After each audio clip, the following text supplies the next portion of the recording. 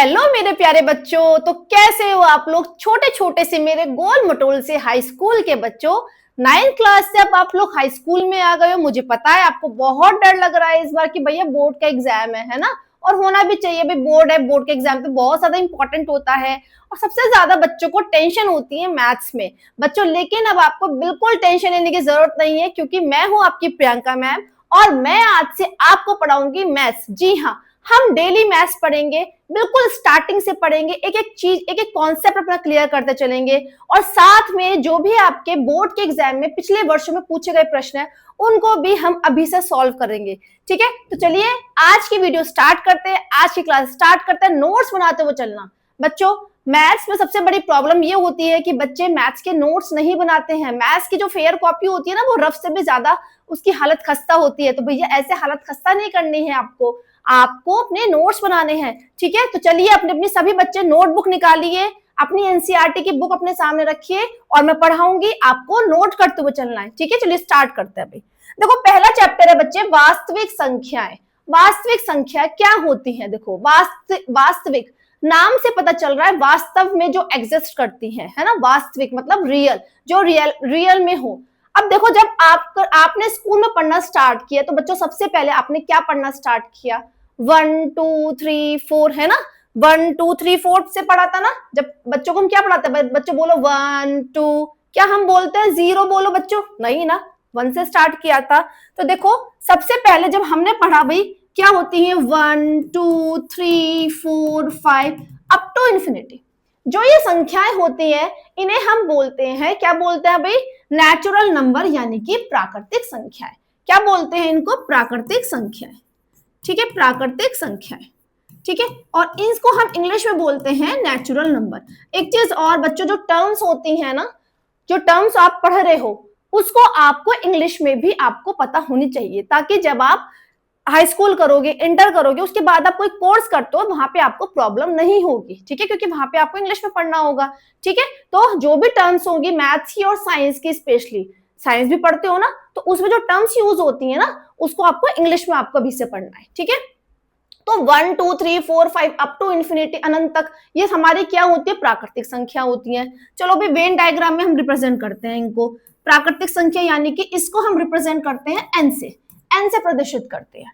ठीक है, एन से नेचुरल नंबर बोलते हैं। तो 1 से स्टार्ट होती है, 1 2 3 4 अप टू इंफिनिटी।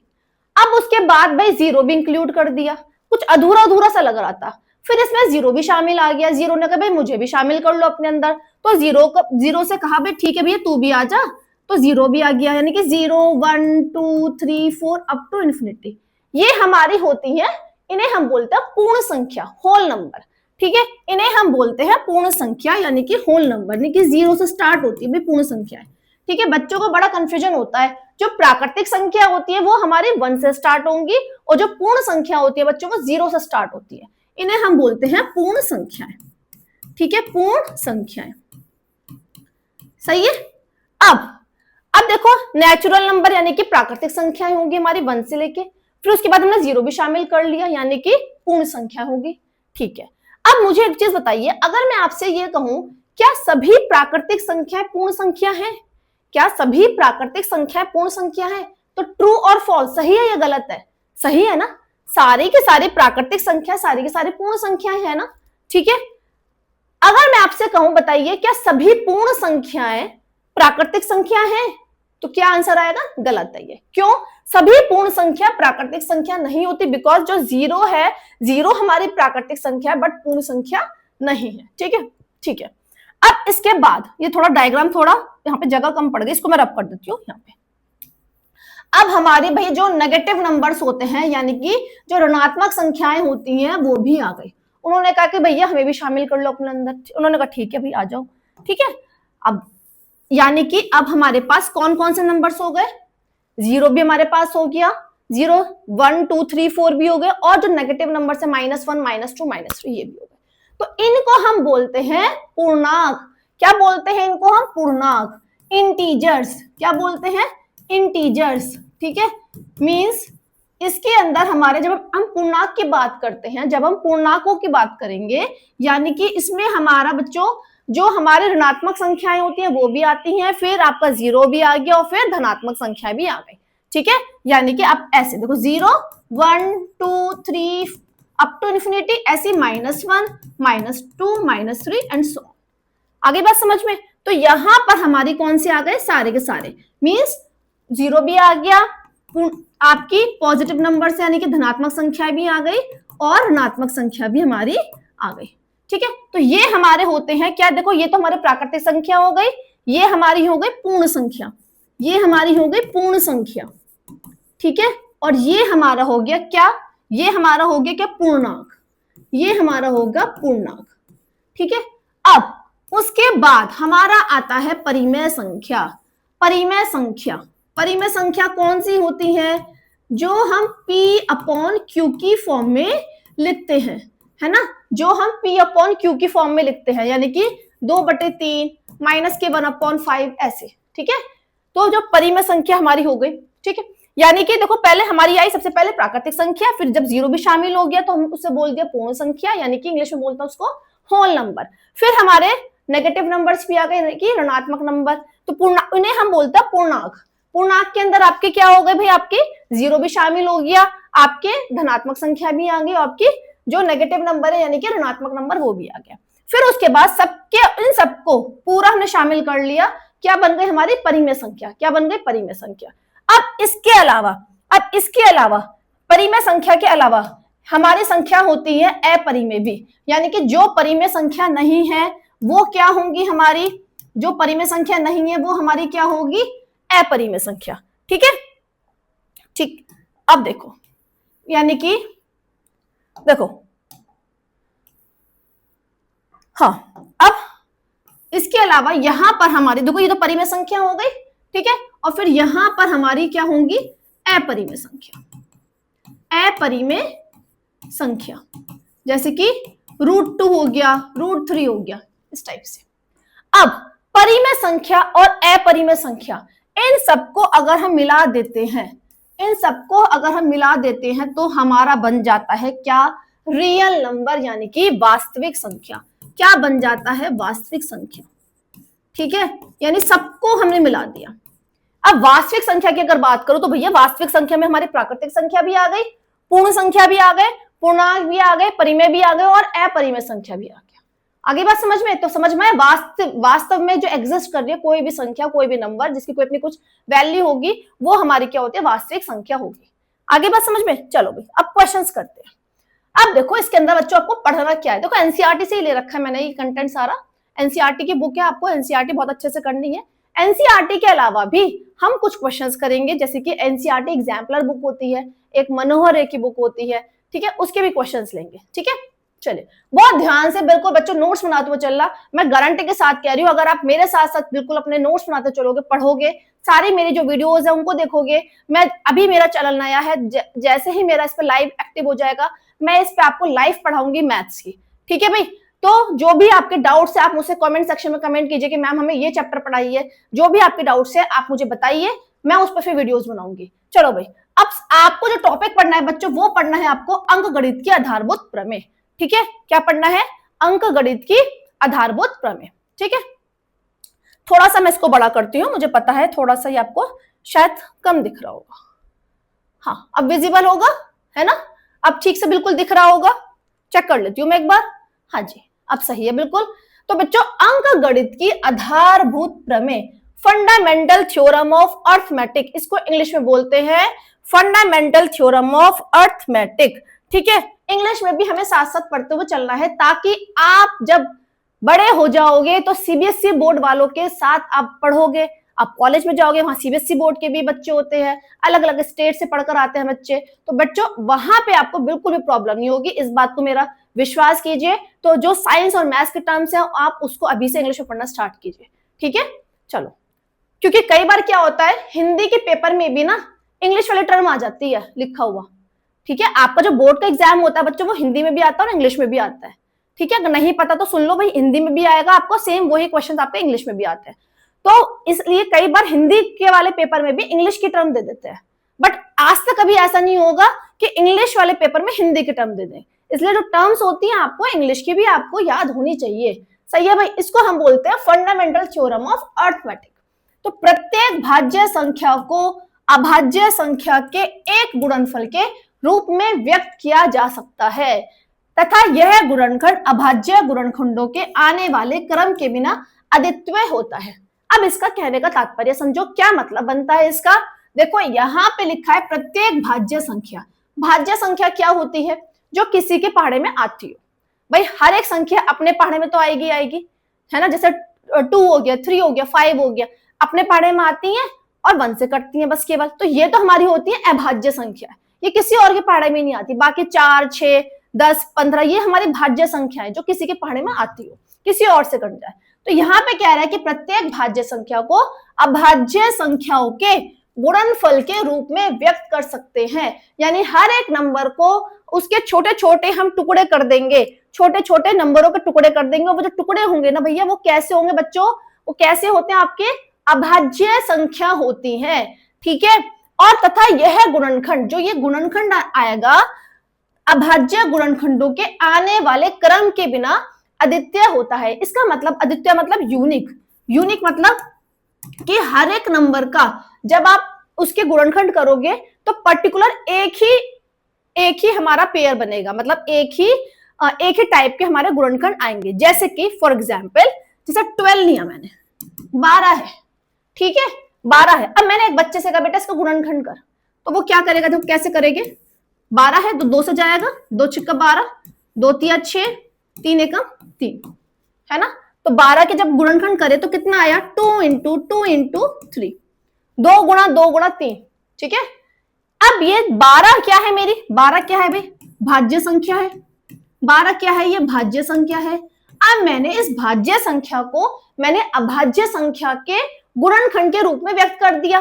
देखो 2 और 3 ये क्या है, अभाज्य संख्या है ना, तो मैंने इस 12 को 2 गुणा 2 गुणा 3 लिख दिया, यानी कि इसको मैंने अभाज्य संख्या के गुणनखंड के रूप में व्यक्त कर दिया, ठीक है। अब एक बच्चे ने तो इसका मुझे आंसर दिया ऐसे लिख के, एक बच्चा लिख के दे रहा है ऐसे, 3 दूनी 6 दूनी 12, कोई फर्क पड़ा नहीं पड़ा ना। कहने का मतलब ये होता है कि ये जो है अगर 12 है तो 12 में जितने भी इस दुनिया में जितने भी लोग हैं ना, सबको अगर मैं दे दूं कि भैया तुम इसका गुणनखंड करो, तो हर किसी का आंसर यही आएगा, 2 गुणा 2 गुणा 3 या फिर 3 गुणा 2 गुणा 2, मतलब 2 बार आएगा और 1 बार 3 आएगा, ठीक है। जो ये क्रम होता है, क्रम जो है यानी कि जो सीक्वेंस है वो आगे पीछे हो सकता है, उससे कोई फर्क नहीं पड़ेगा, बट जो ये नंबर्स है ना वो नंबर्स हमारे सेम ही आएंगे। अरे बात समझ में आता था, यह गुणनखंड अभाज्य गुणनखंडों के आने वाले क्रम के बिना, मतलब सीक्वेंस मैटर नहीं करता, बट लेकिन जो ये नंबर्स है वो हमारा क्या है, वो यूनिक ही होगा। दुनिया में कोई भी और इंसान ऐसा नहीं होगा भैया कि जो 12 को किसी और गुणनखंड के रूप में व्यक्त कर दे, नहीं, 2 बार 2 आएगा और 1 बार 3 आएगा, यही इसका गुणनखंड होगा, ठीक है। चलो अब देखो एग्जाम्पल नंबर 1 है, एग्जाम्पल नंबर 1 हम बाद में देखेंगे, उदाहरण एनसीईआरटी के बच्चों हम उदाहरण भी करेंगे, ठीक है, उदाहरण हम जरूर करने हैं। अब देखो इसमें एक टॉपिक आता है एचसीएफ और एलसीएम। देखो पहला जो टॉपिक बनता है बेटा आपको, वो आपकी आती है अंकगणित की आधारभूत प्रमेय, उसमें से क्वेश्चन बनता है। फिर आपके एग्जाम में एक क्वेश्चन बनता है एचसीएफ और एलसीएम। एचसीएफ को आप महत्तम समापवर्त्य बोलते हो यानी कि में से, और एलसीएम को बोलते हैं लघुत्तम समापवर्त्य यानी कि ले से। तो आपको में से ले से नहीं पढ़ना, आपको एचसीएफ और एलसीएम पढ़ना है, क्योंकि आपको एग्जाम में इंग्लिश में भी ऐसे टर्म दे देंगे, ऐसे एचसीएफ और एलसीएम। तो में से ले से आपको नहीं बोलना, आपको क्या बोलना है, एचसीएफ और एलसीएम, ठीक है। एचसीएफ को हम इंग्लिश में बोलते हैं हाईएस्ट कॉमन फैक्टर, और इसको हम बोलते हैं लीस्ट कॉमन मल्टीपल, ठीक है। तो एचसीएफ और एलसीएम हम पढ़ेंगे, ठीक। अब देखो कैसे हम एचसीएफ और एलसीएम निकालते हैं, ठीक है। अब जैसे यहां पर सबसे पहले हमारा काम क्या होता है, हमारा काम होता है जो भी आपको नंबर दे रखे हैं सॉरी, उसके हम क्या करेंगे, अभाज्य गुणनखंड करेंगे। क्या करेंगे, अभाज्य गुणनखंड, ठीक है। जैसे यहां पर आपको दे रखा है 6 और 20 के अभाज्य गुणनखंड विधि से एचसीएफ और एलसीएम आपको ज्ञात करने हैं, ठीक है भाई। चलो इसको सॉल्व करते हैं, चलिए सॉल्व करेंगे भाई 6 के। चलो 6 के गुणनखंड कीजिए, आप लोग ट्राई कीजिए खुद से कोशिश करेंगे बेटा। 6 जब हम 6 के गुणनखंड करेंगे अभाज्य गुणनखंड, तो 6 का भाई क्या आएगा, 2 गुणा 3, यही तो आएगा, और तो कुछ नहीं आएगा। फिर 20 का करते हैं, तो 20 का करो भाई, 20 का देखो अपनी कॉपी में यहाँ पे साइड में एक लाइन खींच लेंगे, यहाँ पर हम अपना रफ काम करेंगे, ठीक है। तो 2 से जाएगा सबसे पहले, 2 धाम 20, फिर 2 पंजे 10, 5 एकम 5। तो इसको बेटा हम 20 को हम क्या लिख देंगे, 2 गुणा 2 गुणा 5। कोई दिक्कत, कोई परेशानी बताइए? कोई परेशानी नहीं होगी, है ना। इसमें 20 को हमने क्या लिख दिया, 2 गुणा 2 गुणा 5, ठीक है। अब बच्चों हमें क्या निकालना है, इनका एचसीएफ और एलसीएम। तो एचसीएफ किसका निकालना है हमें, देखो जैसे मैं लिखवा रही हूँ बिल्कुल आपको वैसे करना है, कॉपी में नोट करते चलो सब बच्चे, ठीक है। 6 और 20, इसका हमें क्या निकालना है, एचसीएफ, हाईएस्ट कॉमन फैक्टर। क्या बोलते हैं, बोलो भी मेरे साथ, HCF, हाईएस्ट कॉमन फैक्टर। क्या बोलते हैं इसको इंग्लिश में, हाईएस्ट कॉमन फैक्टर, ठीक है। अब हमें कैसे निकालना होता है, यानी कि हमें यहाँ पे देखना है। देखो सबसे पहले हम क्या करते हैं, इसको ना घात के रूप में लिख लेते हैं। 2 की भी घात 1 है, 3 की भी घात 1 है, पावर यानी घात मतलब पावर। तो 2 की भी पावर 1 है, 3 की भी पावर 1 है। ऐसे यहाँ पर 2 गुणा 2, तो 2 की पावर कितनी है, 2 की घात कितनी है, 2 हुई, और 5 की घात 1 हुई, है ना। तो पावर के रूप में लिख लिया, घातों के रूप में हमने इसको लिख लिया। अब हम क्या करेंगे, यहां पर देखो ये तो बहुत छोटा सा क्वेश्चन था, तो आप यहां से भी डायरेक्ट देख सकते हो कि कॉमन क्या है। यहां पर हम जब हम एचसीएफ की बात करते हैं तो हमें देखना है कौन सा नंबर कॉमन है। तो 2 और 3 आ रहा है, यहाँ पे 2 और 5 आ रहा है। कॉमन मतलब उभयनिष्ठ, जो दोनों में हो, तो कौन सा नंबर है ऐसा, 2 है ना, लिख लो।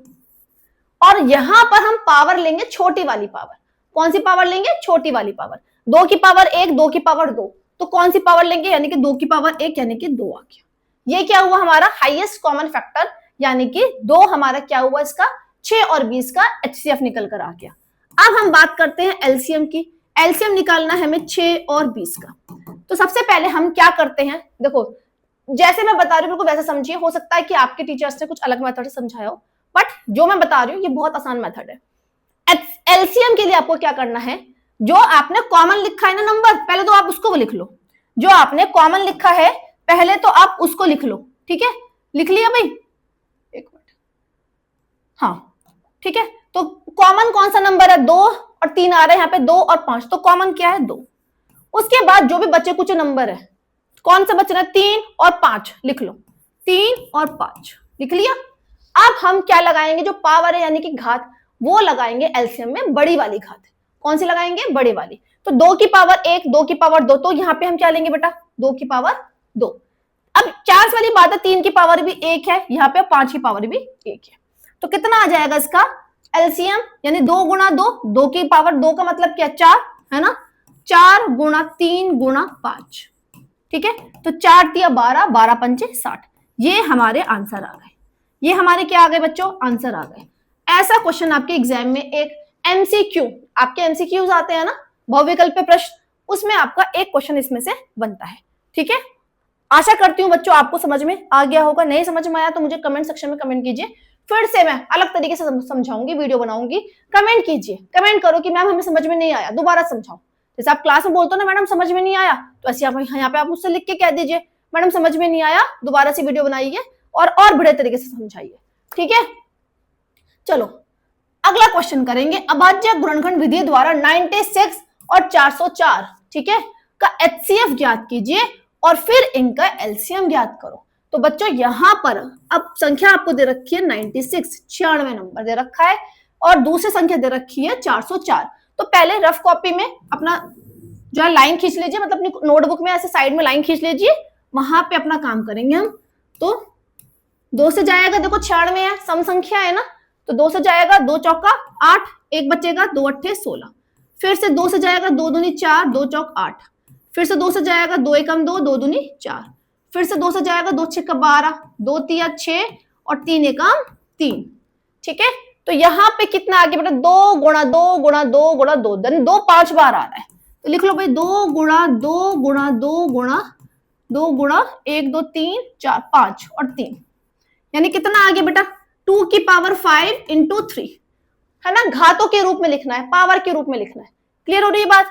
अब उसके बाद 404, इसका भी करते हैं 404, ठीक है। तो 2 से जाएगा ये, 2 दूनी 4, 0 2 दूनी 4। फिर से 2 से जाएगा 101। अब 101 जो होती है बेटा वो अभाज्य संख्या होती है, 101 किसी के पाड़े में नहीं आता, तो 101 एकम 101, ठीक है।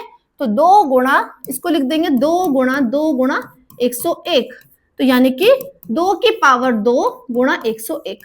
अब हमें क्या निकालना है बच्चों, इनका एचसीएफ। एचसीएफ हमें निकालना है किसका, 96 और 404 का, है ना, 404 का, 96 का और 404 का हमें क्या निकालना है, एचसीएफ।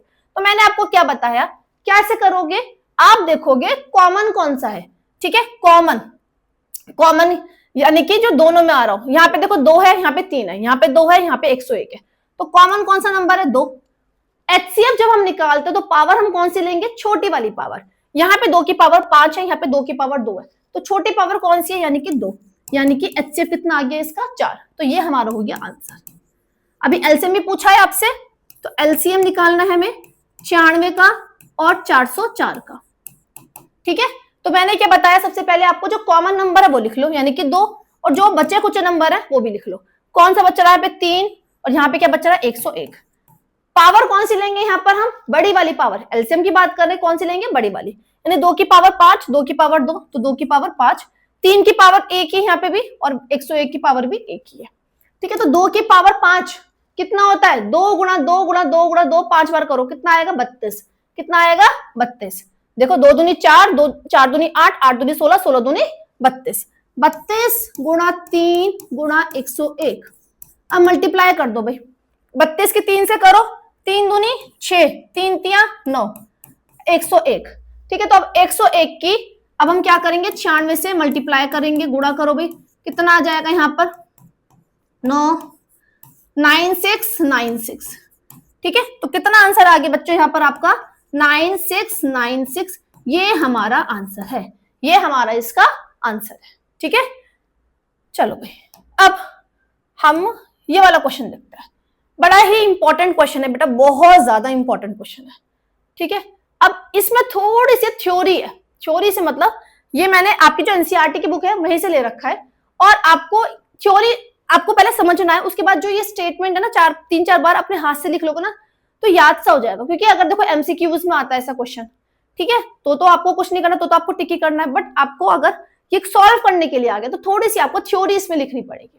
अब क्वेश्चन क्या है, देखो बेटा, यहाँ पे पहले मैं चेक कर लेती हूँ कि ये विजिबल है नहीं है क्वेश्चन ठीक से आपको, लेट मी चेक, मैं चेक कर लेती हूँ, हाँ जी दिखाई दे रहा है, ठीक है, दिखाई दे रहा है, थोड़ा सा बस एनसीईआरटी के पीछे वो आ रहा है। देखो,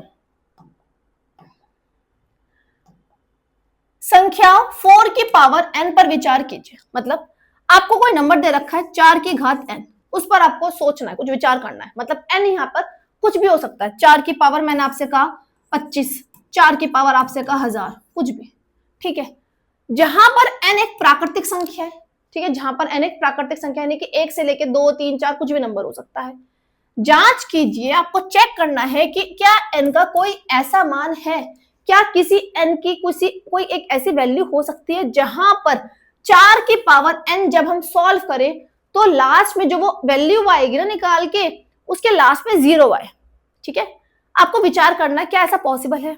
अब देखो बच्चों, अगर मैं 4 की पावर n कुछ भी ले सकती हूँ, 4 की पावर 65, 4 की पावर 2, 4 की पावर कुछ भी, ठीक है, तो आपको देखो 4 की पावर अगर मैंने 2 लिया, यानी कि 4 गुणा 4 क्या आता है, 16, ठीक है। तो आपको ये देखना है कि जब हम n की कुछ भी अगर मैं ऐसी वैल्यू रखूं तो जो भी वैल्यू आ रही है बच्चों, लास्ट में जो यानी कि इकाई का जो अंक बन रहा होगा ना उसमें 0 आ रहा है या नहीं आएगा। अच्छा मुझे बताइए 0 कब आएगा, 0 कब आएगा, जब हम उस नंबर की, किसी भी नंबर की मैं जब 10 से मल्टीप्लाई करती हूँ, किसी भी नंबर की जब मैं 10 से मल्टीप्लाई करूंगी तो मेरा उसमें 0 आएगा लास्ट में, ऑब्वियस सी बात है। तो जब हमने किसी भी नंबर की, किसी भी बड़े से बड़ा नंबर ले लो, 10 से मैंने मल्टीप्लाई कर दी, गुणा कर दी, तो लास्ट में 0 आएगा, क्लियर होगी बात। और अगर मैं इस 10 के जब मैं गुणनखंड करती हूँ, भाज्य गुणनखंड, तो क्या आता है, 2 गुणा 5, 2 गुणा 5, यानी कि कोई भी नंबर ले लो, कितना भी बड़ा नंबर ले लो, जब आप उसके अभाज्य गुणनखंड करोगे और अभाज्य गुणनखंड में आपको 2 भी मिल जाए और 5 भी मिल जाए, ठीक है, ध्यान से समझिए, 2 और 5 अगर एक साथ में लिया, इसका मतलब उस नंबर के लास्ट में, आखिर में, यानी उस नंबर का जो इकाई का अंक होगा वो क्या होगा, आपका क्या होगा आपका 0 होगा। ठीक है, तो इसका मतलब जो भी आपको नंबर दे रखा है आप उसके अभाज्य गुणनखंड कीजिए, और उस अभाज्य गुणनखंड में अगर 2 भी आ रहा है और साथ में 5 भी आ रहा है, दोनों एक साथ आने चाहिए। ये नहीं कि खाली 2 मिल गया फिर खाली 5 मिल गया, नहीं, दो भी मिलना चाहिए और 5 भी।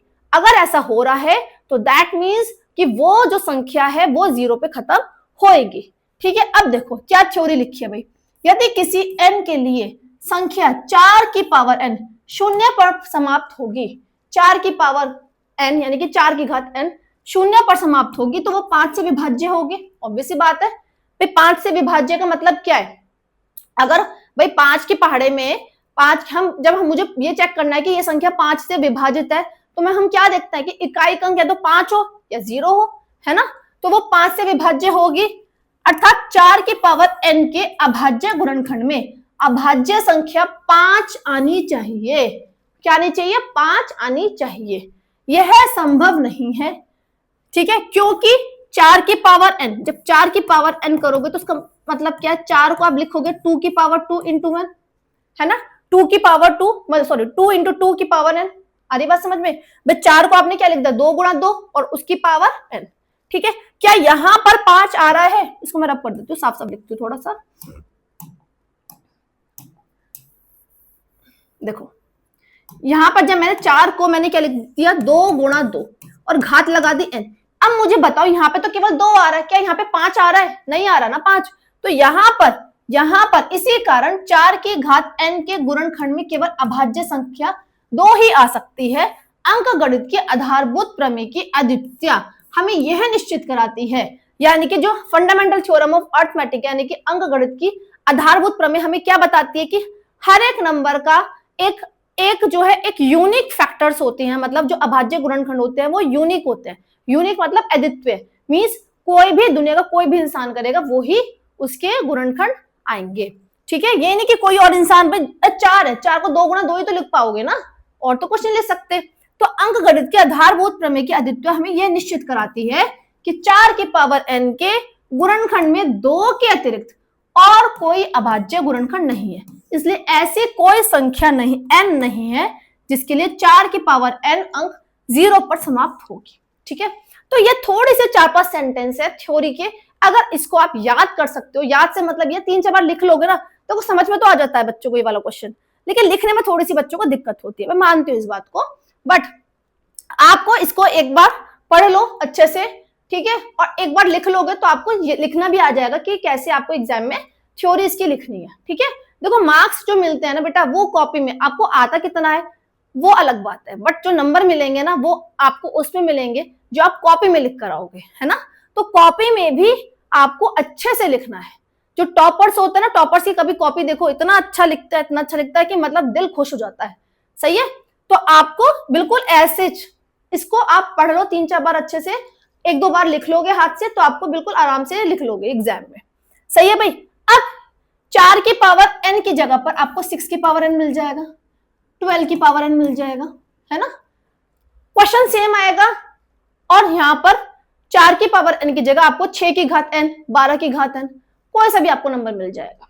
अब जैसे 6 की घात n आपको नंबर मिल गया, अब 6 की घात आपको n नंबर मिल गया, तो देखो 6 की घात n, इसका मतलब क्या है, 6 को आप क्या लिख सकते हो, 2 गुणा 3 की घात n, है ना, 12 है तो 12 को आप क्या लिखोगे बेटा, 12 को आप क्या लिखोगे बताइए, 2 गुणा 3 की घात n।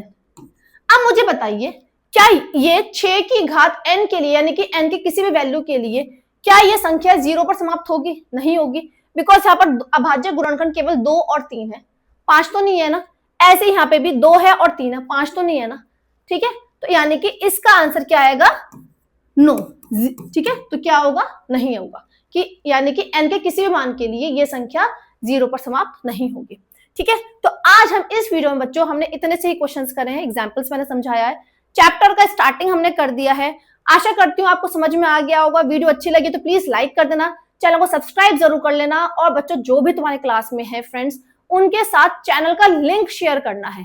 ठीक है, अभी मेरा चैनल बहुत नया है तो अभी इसमें सब्सक्राइबर्स भी नहीं है, तो अगर आप किसी को कहोगे कि भैया मैथ सॉल्यूशन अड्डा हिंदी मीडियम, तो सर्च में आपको नहीं मिलेगा, मेरा एक चैनल है मैथ सॉल्यूशन अड्डा, जो दूसरा चैनल है वो आपको मिल जाएगा, और उस पे इंग्लिश मीडियम की क्लासेस चलती हैं। और लेकिन अभी मैं फिलहाल आज से, ठीक है, आज से उस पे 7 PM पर हिंदी मीडियम की क्लासेस स्टार्ट कर रही हूँ, लाइव क्लासेस। बट चैनल मुझे अपना हिंदी मीडियम के लिए यही वाला चैनल चलाना है, तो हिंदी मीडियम की क्लासेस इसी पर ही होंगी। बट अगर आप आज से ही लाइव क्लास ज्वाइन करना चाहते हो तो आप मैथ सॉल्यूशन अड्डा आप यूट्यूब पे सर्च कीजिए, आपको वो मिल जाएगा। अभी फिलहाल हिंदी मीडियम की जो लाइव क्लासेस है वो उसी चैनल पर मेरी चलेंगी। जब इस चैनल पर मेरा लाइव एक्टिव हो जाएगा तो बच्चों हम इस चैनल पर ही हिंदी मीडियम की क्लासेस चलाएंगे, ठीक है। Thank you. होपफुली आपको पसंद आई होगी वीडियो, और अगर नहीं आई है तो प्लीज मुझे कमेंट सेक्शन में कमेंट कीजिए। मैं आपके कमेंट का बच्चों बहुत ज्यादा बेसब्री से इंतजार करूंगी, ठीक है, कि आपके कमेंट्स आएंगे। और आप मुझे कमेंट्स में बताइए कि मैडम हमें ऐसे पढ़ाओ, इस बुक से पढ़ाओ, तो मैं कोशिश करूंगी कि जो भी आपकी एक्सपेक्टेशंस है उन पर मैं खरा उतरूं, ठीक है। चलो थैंक यू, नेक्स्ट वीडियो में मिलते हैं, आगे क्वेश्चन सॉल्व करेंगे एक्सरसाइज के, ठीक है। Thank you.